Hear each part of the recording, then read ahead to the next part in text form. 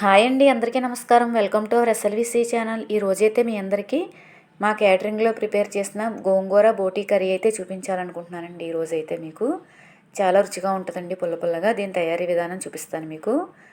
ముందుగా అయితే మా ఎస్ఎల్విసి ఛానల్లో వచ్చే వీడియోలు నచ్చినట్లయితే తప్పకుండా లైక్ చేయండి, షేర్ చేయండి, సబ్స్క్రైబ్ చేసుకోండి. మీకు ఎలాంటి వీడియోలు కావాలన్నా తప్పకుండా వీడియో తీసి అయితే పెడతానండి మీకోసం.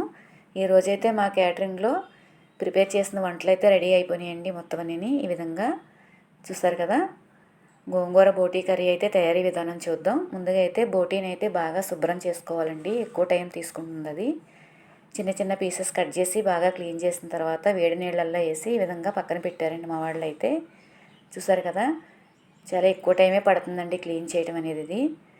తర్వాత వచ్చేసి మీకు కుక్కర్లో అయితే వేసి ఉడికించుకోవాలండి. ఇది మీకు పులుపు తగిలేసరికి ముక్క అయితే ఉడకదండి. ముందుగా కుక్కర్లో వేసి ఉడికించాలి. కొంచెం ఎక్కువ మోతాదులో ఉంటుంది కదండి మా దగ్గర అయితే. కుక్కర్లో వేసాక కొంచెం పసుపు, కారం, ఉప్పు, కొద్దిగా అల్లం వెల్లుల్లి పేస్ట్ వేసండి మొత్తం చేతితో మొత్తం అంతా కలపాలండి, మొత్తం అన్నిటికీ పట్టేలాగా. చూసారు కదా, ఈ విధంగా మొత్తం కలుపుకునండి. దాంట్లోకి కొద్దిగా వాటర్ వేసి కుక్కర్ మూత పెట్టేసుకునండి, విజిల్ పెట్టి ఒక 6-7 విజిల్స్ వరకు రానివ్వాలండి. ఇది కొంచెం ఎక్కువ మోతాదులో ఉంది కదండి, 8 కేజీల వరకు ఉంటుందంట. అందుకని కొంచెం ఎక్కువసేపు ఉడకనిచ్చారు.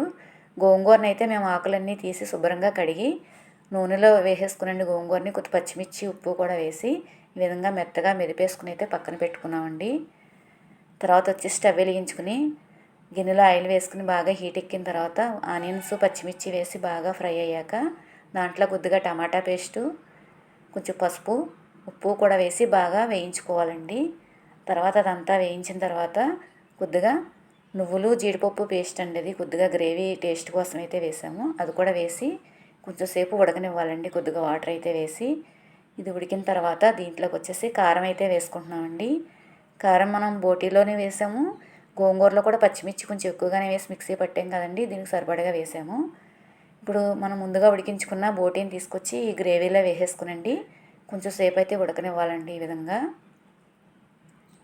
ఇది ఉడుకుతుండగా మనం ముందుగా ప్రిపేర్ చేసుకున్న గోంగూరని అయితే తీసుకొచ్చి నేనైతే సగం వేస్తున్నానండి. అది చాలా ఎక్కువ అండి, 20-30 కట్టల వరకు తీసుకున్నాం. అది దీంట్లోకి ఒక 15 కట్టల వరకు పడుతుంది కాబట్టి సగం అయితే వేసాము మేము. గోంగూర కూడా వేసాక కొంచెం సేపు అయితే ఉడకనివ్వాలండి ఈ గ్రేవీని.